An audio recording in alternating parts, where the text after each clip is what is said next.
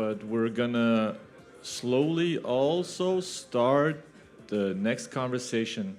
Slowly, people are still coming in. Next time I will bring a whistle and present the practice plan a little bit earlier. All right, so the next guest, all of you should know him, and currently the new sports director of Armani Milano, and my good friend is actually one of the first people I met in this business, and I was pleasantly surprised from the beginning. Lots of humor, lots of sarcasm, and really good conversation from the get-go. And again, somebody who can have a really good, long, deep conversations. Please give applause to Daniele Baiesi.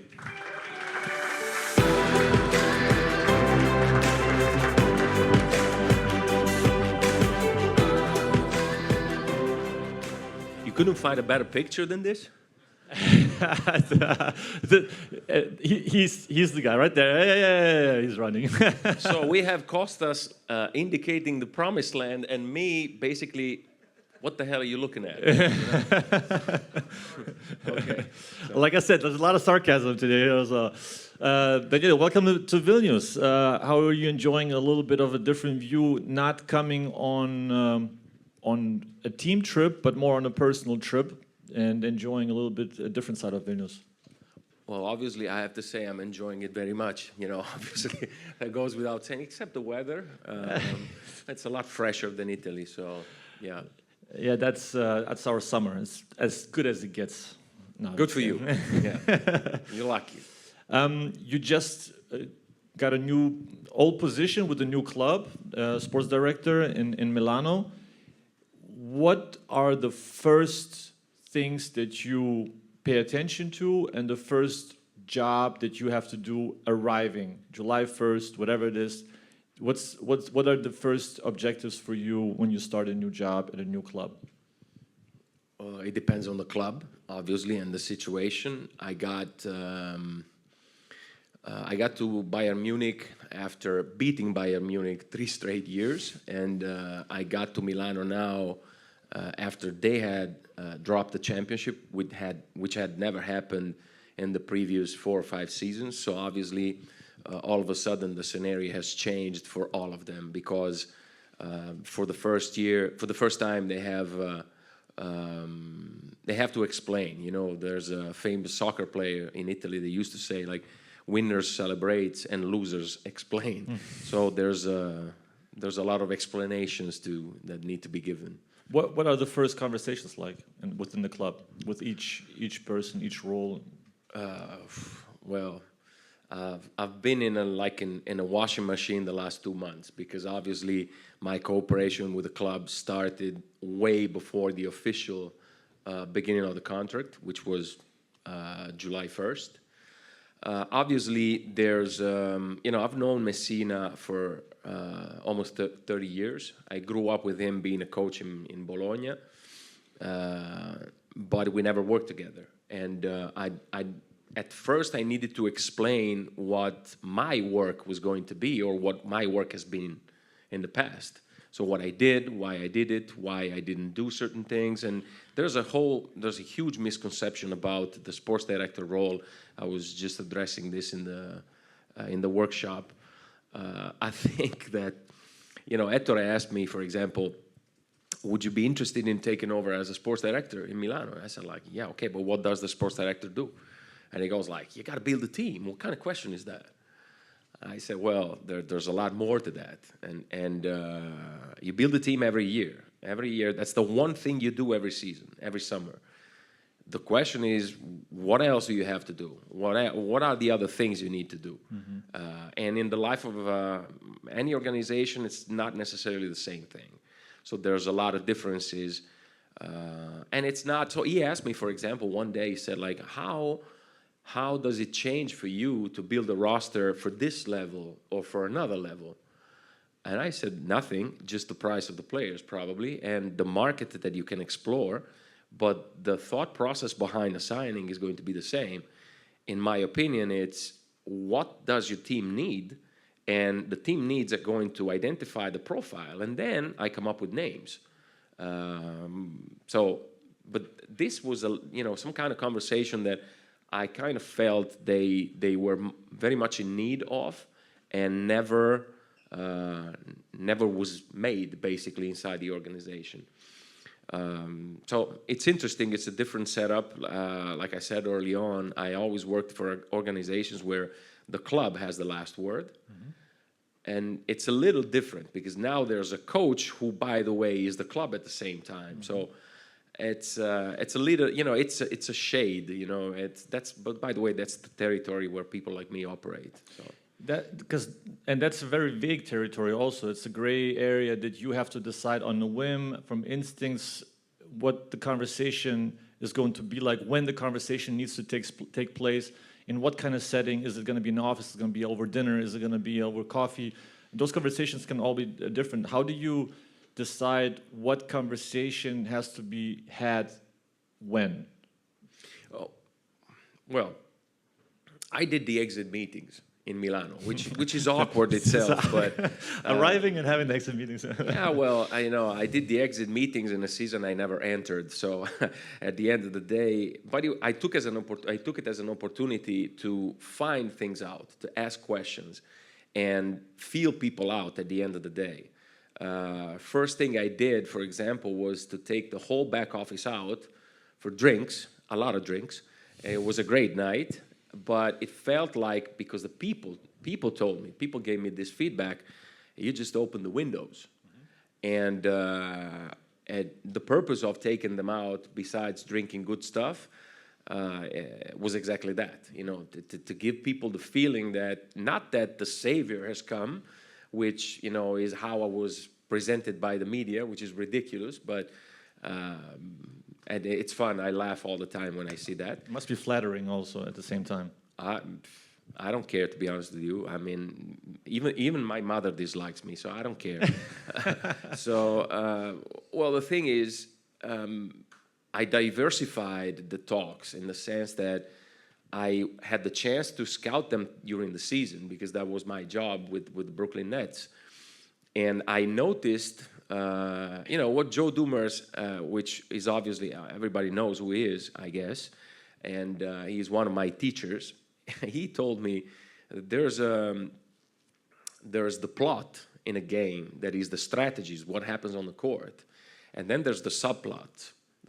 There are the subplots. The subplots are the small things that the coach not only doesn't see, but is not expected to see. Mm-hmm. That's where we start to play. People like me, begin their work, like how a player reacts to being subbed out, what kind of body language a guy that is not playing is going to have on the bench, how happy or unhappy are the injured guys because they don't play the game. One of the things I noticed last year about Milano was, for example, all of the injured guys that were sitting out were happy. They were satisfied. No pressure. No pressure. No pressure. Which means that the opposite face of the medal is probably a lot of pressure, a lot of unhappiness, and so on and so on. So my purpose was trying to find out what happened and how everybody perceived what happened. Mm-hmm. And I took Siobhan Shields out for dinner. It cost me a lot because he ate a lot, but it's a joke, of course. Of course. Well, I did pay, and I did pay a lot, but it's totally irrelevant. But when it comes to the Italian guys, for example, I used a different approach, because I let them talk, obviously, and what I realized is that a lot of them came up with excuses, like their version of the story. Mm-hmm. And there was this, how can I say, hidden messages, like, hey, but the coach, the this, the that. I'm like, so I had talked to the trainer before, and the trainer, my question was like, how do players keep the locker room? And trainer went off. And he said, like, well, we have, these big bins where they're supposed to put their practice stuff that we're going to wash. And he told me, like, there's a bunch of guys that just throw stuff on the floor. And I said, and what happens when they throw stuff on the floor? And he goes like, well, I'll clean it up. I said, well, from now on, you don't. You come to me, you talk to me, and I'm going to embarrass, whoever did it. Not because the locker room needs to be clean, which it does, but you can pay a janitor like 20 euros, he's going to clean it up. But that's not the point.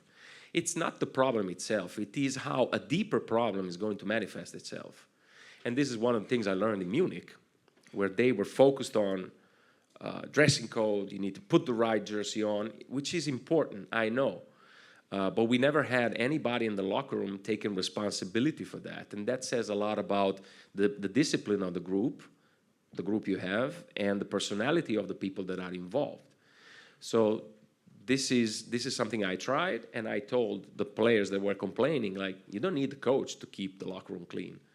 So you do your part. I don't believe in this BS, family, we are one, we're together. I don't trust this. We're in a partnership. So I do something for you, and you do something for me. You don't hold up your end of the bargain, you're alone. I'll drop you.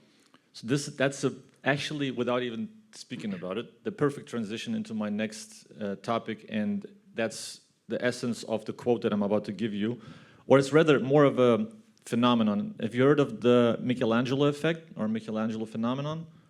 I'm an accountant, so don't get complicated. Finally, I can introduce something new to you. So the Michelangelo effect, and I always look for metaphors how to put it from real life or philosophy into basketball, because it's all intertwined. And that's something that you actually now said.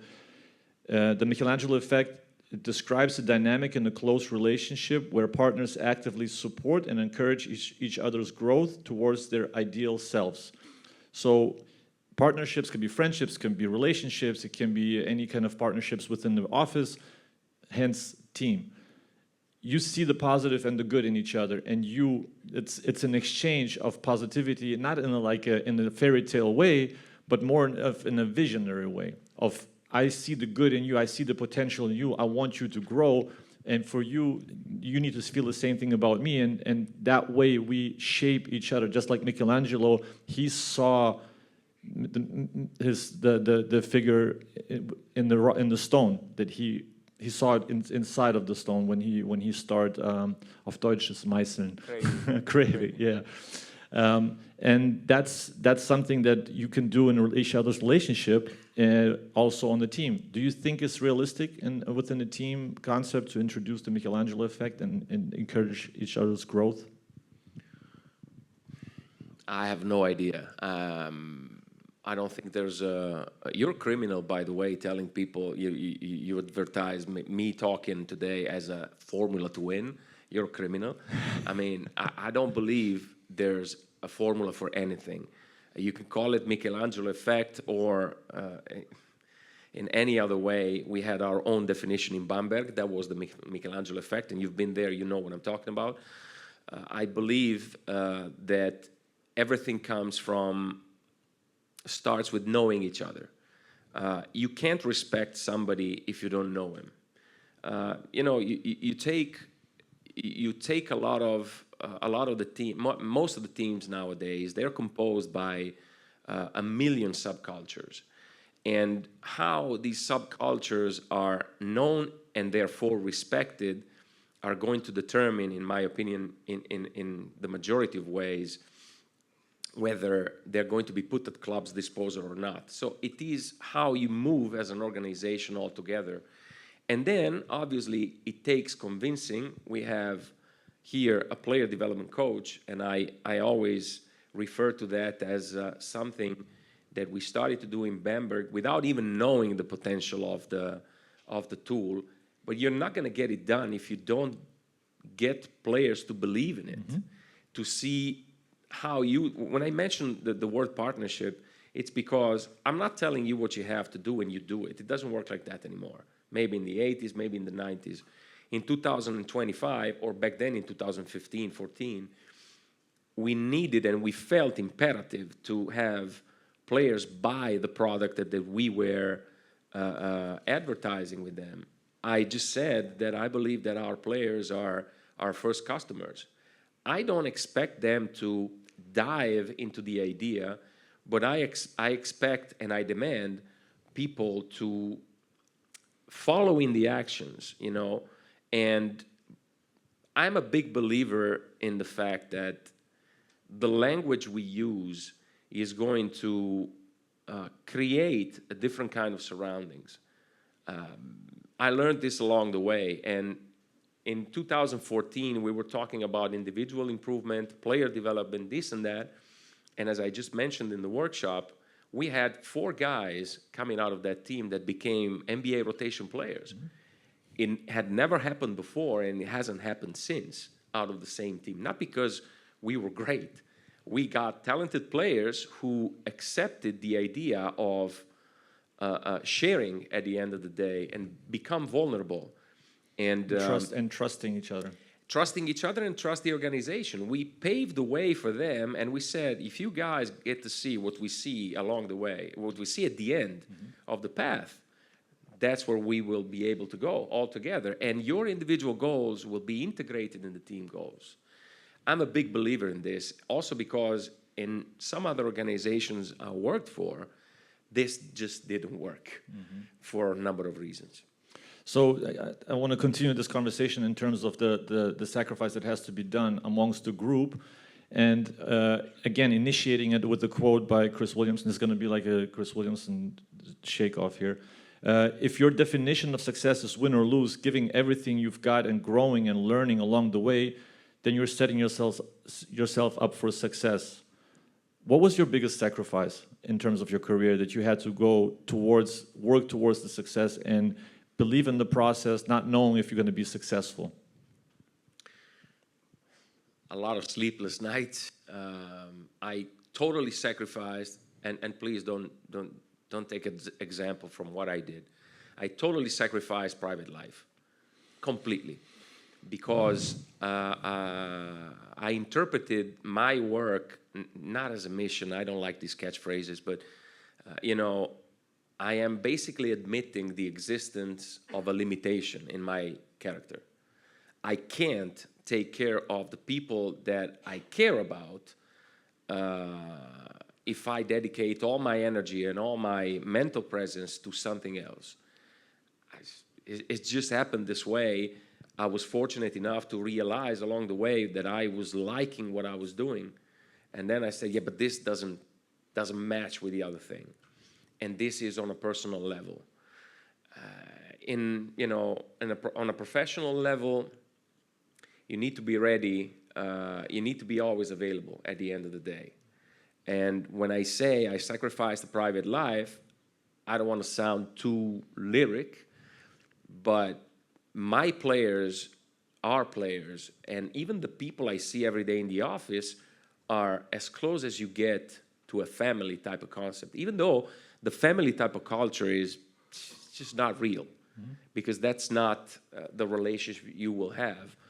But you see a person, when I started to do this job, I had 2 players older than I was on my team. Now I can be the father of all the guys we have on our team, and we will have on our team going forward. You need to be available for these guys. You need to care, but genuinely care. If you don't care genuinely, you got to be very good at manipulating others. You can do it both ways if you can sustain the manipulation. Not in a bad way, manipulation. You got to be able to be... Now we go into Machiavelli. Oh, yeah, well, that's what people blame me for. You're Manicheo, or worse than Machiavelli. They tell me all the time. So, and I have a lot of nicknames, but I can't share them publicly. So... in that regard, but yes, I mean it costs sacrifices, because you go home, you spend the entire night with a player and who needs your support, who needs your help, and then you go home, you lost the game, and you see that what you just didn't work out this quick, and then the coach is going to tell you whatever you said to the player is BS because it didn't work out. So because people have very much short temper, and they want to prove right away. Immediately. Yeah. And it doesn't work like this. And it is very difficult to make people understand that it just doesn't work like this. It's more about planting seeds. Hey, as a manager, yes, for sure. Yeah. How difficult was it to plant the seeds when you were a young sports director at the club? When you said you were like 2-3 years older than the players, was it difficult to gain the respect from the players? No, it wasn't difficult for me. I can't really say what my mother says about me, but it's a question of personality, you know. I began to do this job coming out of some kind of experience that basketball people knew about. I got sued by one of the clubs. I was a reporter. I got sued by one of the clubs in Bologna for defamation, slandering. By the way, I won the lawsuit. So people in basketball surroundings, the few I knew that, okay, this guy's got an edge, okay? So, you know, they kept distance, and now I'm just like Father Mariano, so I'm totally different type of guy. But it just happened that, you know, nobody has ever disrespected me in that sense. As a young guy, I struggled at having arguments. I just did not know, and I felt like I need to be able to say something, but I just don't know what I have to say. So I tried, I made mistakes. Some of them, so for example, I don't read the media. Not because I was a reporter myself, so partially I know how media people work. There's Urbonas here. So I know how media people work, most of the media people. And in Italy, definitely, it's all about shallowness and inexactitude. So I don't care what they write. If I want to know somebody's opinion, I'll call him. I know that not necessarily their opinion will show on the report they write, because you got to be careful what you write. And you might, you know, piss off this guy or this other guy. So you're, you know, a little bit sugar-coated or probably more harsh than you should be. So if I want to know what you think, I'll call you. But back then I was writing on the fans' blogs as a general manager. Yeah. And then I said to myself, like, if I see people on the street, I don't stop talking to them. I hate people in real life. Why would I interact on a web page? And we say in Italy that you have to go through some diseases when you're a kid. And I am blessed that I did it in my first year. We won, I remember, with the lowest budget in the league, we won 13 out of 17 games in the first leg.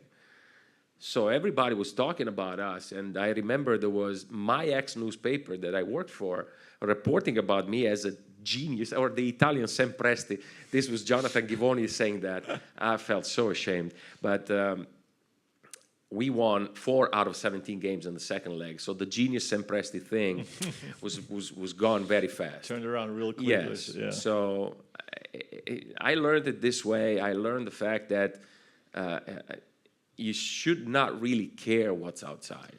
So on that note, also as a young sports director, also growing throughout the years, how much did you think you knew about winning versus in reality of how much you really knew about winning? Because at that time you were still young, you didn't know what it takes to win, and then throughout the process, how judgmental were you of the things happening around you, where you thought that you know better, but and you still had to learn the whole process of getting older and having experience and having also the ability to reflect on all those experiences? Well, I had the fortune of learning from the great ones with capital G, some of the great ones with capital G, and they keep it pretty simple. So we over-talk because we justify the salary we're making, okay? We like to brag about these things. And then you go through some humbling experiences. So I was with the Pistons, I remember, and Joe Dumars, and he was asking me about Siena. You know, Siena in Italy, if somebody remembers, they've been dominating everything. They've been, I don't want to say cheating, but yeah, it came pretty close, and so on and so on. But on the court, they were good. No matter how much I hated them back then. So Joe was asking me, what about Siena? How do they run their business? And I said, but they are this, they are that. They should be winning this, they should be winning that. So Joe is looking at me and goes like, what have you won in your career? I go like, nothing. And he goes like, so? Yeah, but I have ideas on how to do it. He said, you haven't won anything, and this is why you comment on how others win. If you knew how hard it was because you went through that, you would never dare saying a word about how others are going to succeed. So I just packed up my stuff, went back to the hotel, and I just stayed there for like 12 days, never came out, and so on and so on. This is true. And that's how you're brought down to earth by, and as a young guy, maybe you had some success, you read 2 articles on the media that talk about you, I go home, your family is like, I talked about you with a friend, my father is like, he gained 10 kilos every time one of the neighbors would ask him about me, which is something I'm very proud of, considering the where I come from. But still, it is very, how do you say, seducing, and sometimes you need to hit your face hard on the wall. You need to get humbled. Oh yeah, big time. Mm-hmm. And there's nothing like losing for people, for sports people, to humble sports people down. So we're moving on slowly to my favorite subject once again. Communication. Communication. All right, we're getting there. So the communication within the club from your perspective, the triangle between your position, the GM position, and the head coaching position. What situations are the most crucial so there's no misunderstanding between the three? And a lot of times there can be different agendas and different perspectives. Agendas may be the wrong word, but different perspectives on certain situations because the angle is different, from the head coaching position and the GM or CEO, whoever is above you in that regard. So how is your position obliged to handle certain things, and what are the situations that are most sensitive, let's say, to really make a decision about? Sometimes if you're not experienced enough, you don't value the situation as much and you are careless and then it implodes. So it's more about recognizing the situation that can be very difficult to handle within the club. Well, if you look at Bayern Munich, and you imagine this triangle is a triangle, the tip of the triangle was the general manager, and then there was the sports director and the coach. In Milano, it's the other way around. Mm-hmm. So there's the head coach up there, the GM and the sports director on the base. So I think for what my experience was in Munich, I can't talk about the Milano thing too much right now because I have not experienced enough. For sure. But in Bayern, Marko Pesic, that was the GM, was behaving like the classic president. Okay, so he's like a president at the end of the day, even though our president was different, was another person, but he's the president of the whole club. So the first in command was Marko at the end of the day. I think one of the things we had the biggest issues with was the clarity in what we decided to do together with the coach. So we have ideas that we want to, and this happened many times, because it happened with Djordjevic, it happened with Trinchieri, it happened with Radonjic. So the club wants certain things and says, we want you to play this guy and that guy. We want you to develop, because it's important for the city, it's important for the club. Bayern Munich soccer team, they have an entire academy that produces players like Thomas Müller, Philipp Lahm, even the Alaba is one of their products. So they're interested in doing a similar thing even in basketball. But then you hire coaches who have never done it, and you're forcing them to do things they're not comfortable with. So to me, this was one of the biggest head-scratching things. Like, why do we go down this road knowing that this coach has never done it? I believe he can do it. Yeah, but he has never done it. So you need to know who you are, what you want to do, and then do everything you can in order to be the best possible version of it. And it's not by selecting the wrong coach. And then you get upset because the coach has a short-term interest that is his own private interest in achieving the best sports result on a shortest possible term. All of these things are, there is no integrity there was no integrity between what we said and what we did, because we just made the mistake of selecting the wrong person. I mean, I can't say that these were bad coaches, of course. They're excellent coaches according to what they've been good at over the course of time. But it's like, you know, you have to go to Rome and you choose not to take the highway, you go off-road, and you take a Ferrari. You're going to destroy the car. So to me, it's very simple, and this is one of the issues we had over the course of time. Now in Milano, for what I see, the balance is a little different. Obviously, we're talking about people with experience, pedigree, and for sure some kind of personality. And it is how we, you know, how we interact with each other that is going to determine how good our chemistry is going to be. I can't say now. So far, it's been good, but we will see. We will test our good chemistry when we go through losses and everything, you know. Yeah, all those situations are very intricate, and especially I started to wonder about in what situations do you and the head coach work together to make the CEO or the president or GM, whoever is there, to make him understand that this is different, and in what situations is it vice versa, where you are aligned more with the philosophy or with the idea and the opinion of the GM and CEO or president to impact the coach? I mean, Milano is like you said, it's a different triangle, but in essence, are there topics where you and the coach have to work together more, and topics where you and the president have to work together more? Oh, for sure, you have to. What I think, you have to work with the coach on a daily basis in handling the day-to-day stuff of your team. And the day-to-day stuff is like I said early on, like there's a plot that is the game, and the subplots that is everything that happens around the game, the players, the reaction, the practices, and so on and so on. I give you this example because it was a talk.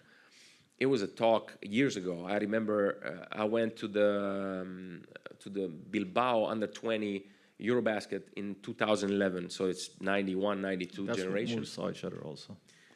Yeah, well, for sure.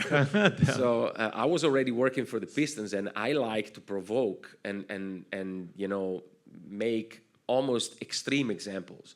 So I remember that year, Kansas, who was ranked #1, got eliminated by, I can't remember what school, number 64, something like that. And the following day, they extended the contract of the coach for 10 years.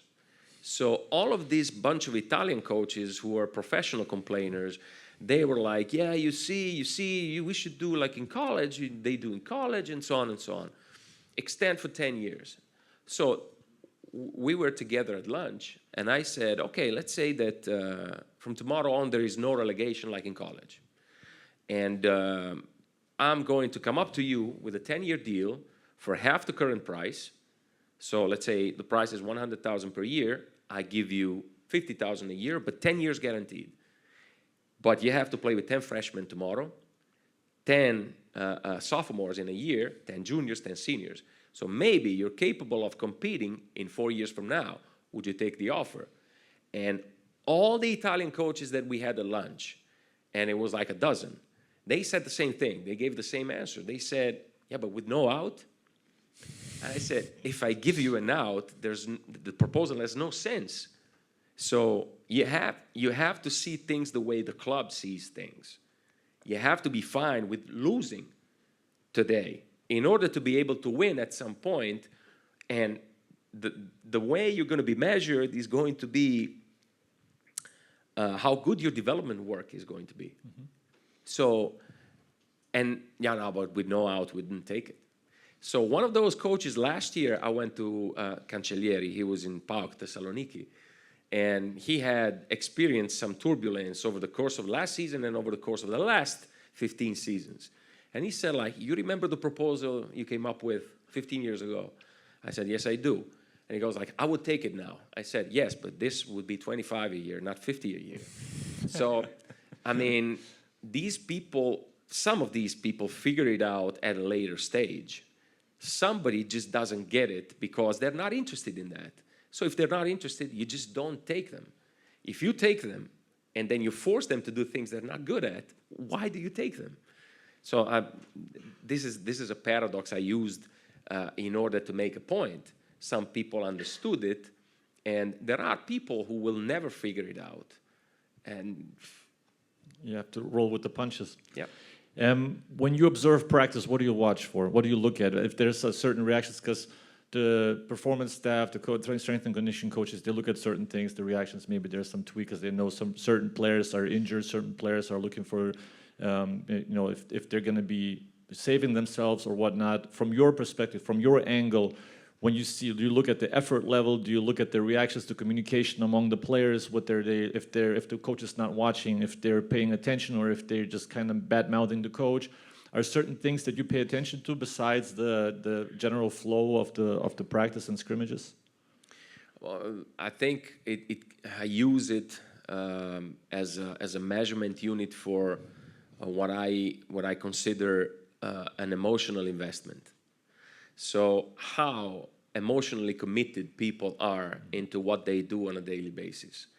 And because sometimes, yes, of course, you see if there's a correction, the reaction of the player. If I tell you, you need to box out, you da-da-da-da-da, if you focus on the da-da-da-da, then we have a problem because you're not getting the message that is needed for you to get better. And I worked with coaches that have that da-da-da-da very often, So, of course, it's a question of, I want to see how the assistant coaches are interacting with the guys, with the situation, how often they can compensate maybe the outburst of a head coach or stuff like that. And, when I say subplots, I mean, these are the subplots to me. And then, of course, you get a vibe from a practice every day. I remember when we started in Bamberg and I got there and Daniel Theis had missed 5 jumpers. Daniel Theis was Andrea's favorite victim, because he saw the talent of the guy. Mm-hmm. And he's not going to let him do what he thinks he should do in order to get away with stuff. He was the type of guy that you give him 10 push-ups, then you turn your head, he's done after 5. He was that type of guy. So Andrea was like, you come in tomorrow, you do 500 made. So Daniel shows up the following day, gets the ball, takes 5 shots, and then the wrist hurts. So he's pulling an injury. And I said, you see, Andrea, you're not accomplishing things like this. The job to me is like a pair of shoes. If they're too tight and your feet hurt and you can't wait to take them off, you have to do something else. You have to change job. Now, you can't hate the practice, in my opinion, if you're a player. You need to use the practice in order to be able to get to your personal goal. And every time I talk to a player or I talk to an agent, these kind of principles are translating in the contract. And I remember telling Daniel, and I said, damn, I overpaid him. It worked out pretty well, but I thought at first I had overpaid him. And I said, you're going to have an NBA out every summer because I know you want to get there. And you got to believe that we are the right people to put our hands on your talents and make you go where you want to go. But you have to do it our way. If you don't trust us, then don't play for us. Don't come up and say, no, I think I need to do this. No, this is what Serge Ibaka did last year. So our guys didn't necessarily like to work with Serge, who's hard-headed. He's a gentleman, but a little hard-headed in that sense. Yeah, you do the first step with the NBA outs, and you want them to buy into your culture and the growth they will have with your coaches and within your organization. In that sense, also the relationship with the players. I know that you like to invite people from your staff, from the players for dinner. You like to cook. Is there a line of the relationship that you have to hold? Because for coaches it's a different line. But in terms of how much time to spend with the player on a personal level and to gain his trust, to build a relationship, and then afterwards still be able to be hard on him and punish him if need to. I think you need to be balanced. The fact that I call you for dinner at my place doesn't mean that you can mess with the organization. Mm-hmm. That is a given. That has to be clear. But let me tell you one example. So 2 years ago, it was Trinchieri's last year in Munich. And at Christmas time, we're supposed to go to Kreilsheim to play the game. And, Andrea, after 2.5 years, is for some players a lot to take. So Nick Weiler-Babb, I remember, sorry, I just skipped steps. So we, it was Christmas time, so we used to cater food before going on the road. But that day, since it was holiday, we couldn't cater the food. So I said, okay, let's cook for the team. So you and I cook for the team. I'm good at something, you're good at something else. So we cooked for the team. And Nick Weiler-Babb at the end of the meal came to thank us for the meal because it was good. And he said it was good to see the coach in a different capacity. And he was the one that had the coach on his ass, excuse my language, the whole time. And I said, what do you mean? He said, it was good to see him behind the stove doing his stuff in a different kind of environment, basically. It helps you go through him coaching you in an intense way the whole time. And so when I went to Milano now and I grabbed all the assistant coaches, I said, you guys got to be ready to barbecue at the beginning of the season. And he goes, somebody said, like, well, we can go in this place, they cater the food. No, that's not the point. The point is that you need to get your hands dirty. I said, I don't know if I'll be able to convince Messina to grill a couple of sausages, but I said, you guys have to do it. Because the players will see a different type of environment, they will get a different type of vibe from people. When they say, you need to show you care, that's a way to show you care. In a 90-game season, it's 90 potential crises, 90 potential conflicts, well, a lot more including the practices, but so you need to mortgage the stress at the end of the day. It's not that the world is changing. The world has already changed. The individuals we deal with are different from 20 years ago. And I was telling people an episode that happened in Detroit, and that's how I came up with the player development thing. And the player development for me was something that was intended to basically let domestic players, because the ones I don't trust are domestic guys, not the foreigners. The foreigners will quit. The domestic guys want to be there, and they will be locker room lawyers all over, you know? So that's the tricky part that you need to avoid. I'm there at the practice, and I'm with the Pistons, and Stan Van Gundy came into the organization, and we're talking about a white coach coaching a lot of non-white people. And we had racial tensions in the locker room prior to that. So I remember there's a limit of 2 hours in tape practice session in the NBA in the training camp. And we were running the practice for 3 hours and 40 minutes. And Stan was drilling Andre Drummond, who was supposed to be the next big thing for the Pistons and a future franchise player. It was stop, do it again for 1 hour and 20 minutes on the same drill because he wasn't sprinting. And all of a sudden I see there's a Timmy Hardaway on the corner, Quentin Richardson on the other corner, and another guy on the other corner. And I'm like, all these ex-players, they're not doing anything. So I have J.R. Holden next to me, and I'm like, what are they doing? And he said, like, well, they will start working at the end of practice. So at the end of practice, Andre Drummond is fuming, and so they just go after him.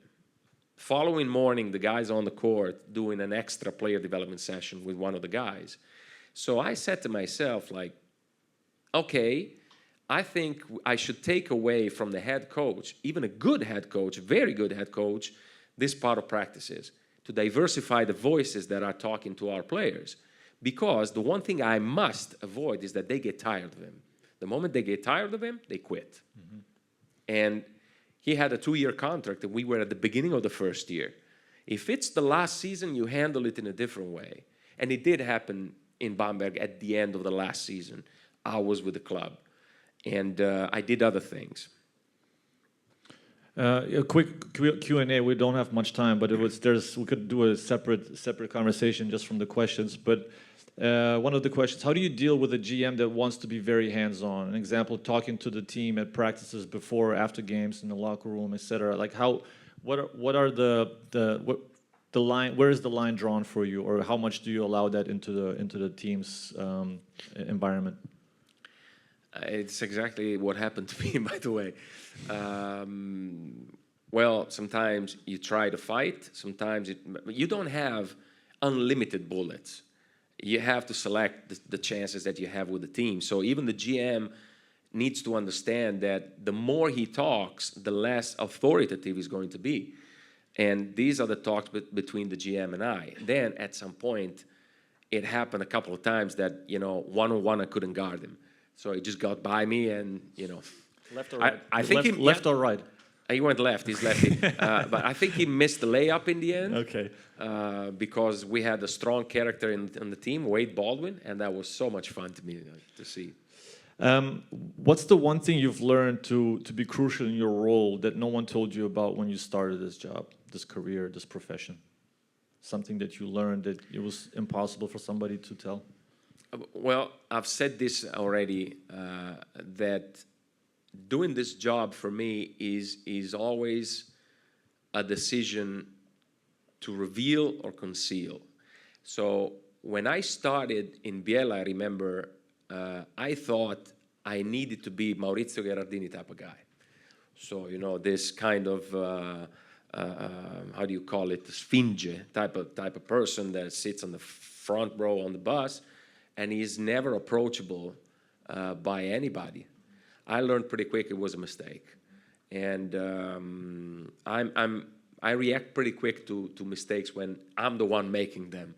And so this is what I think learned. I think it's different for every personality too. You know, some personalities are cut out to be that, and some others they have a different vibration with them and that they can. Yeah, but listen, no matter how bad my relationship with the coach that year was, he told me one thing, and I'll never forget. We were on the road watching a game, and there's the late Rolando Howell playing in Capo d'Orlando, and you know he made a block and a dunk, something like that. Then the other team calls a timeout, so he's checking out for the timeout, and then there's the GM jumping on the floor, pounding the player on the shoulder, and the coach turned to me and said, "That's what we need from you, and you're not giving it to us." I thought it was stupid.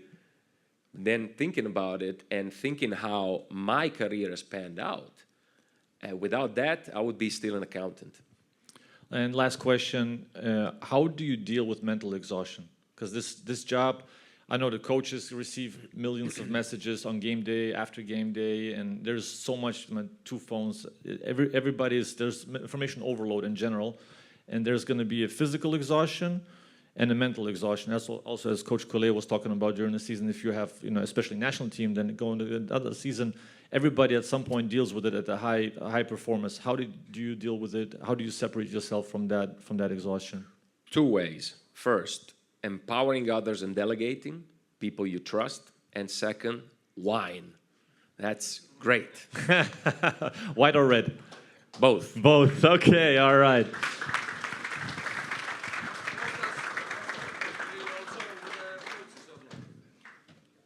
Coach again? You do souvlaki, of course. Okay, everybody, applause for Daniele Baesi one more time. Thank you.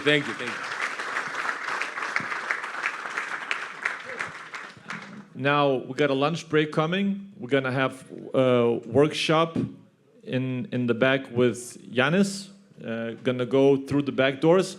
Everybody, if you're not grabbing lunch, if you finish eating, this event wouldn't exist with our sponsors. And the sponsors are over to this side with free stuff. If you didn't know, free stuff, think about it, okay? You just go there and you receive something. You have to put something on, you get something with you. So,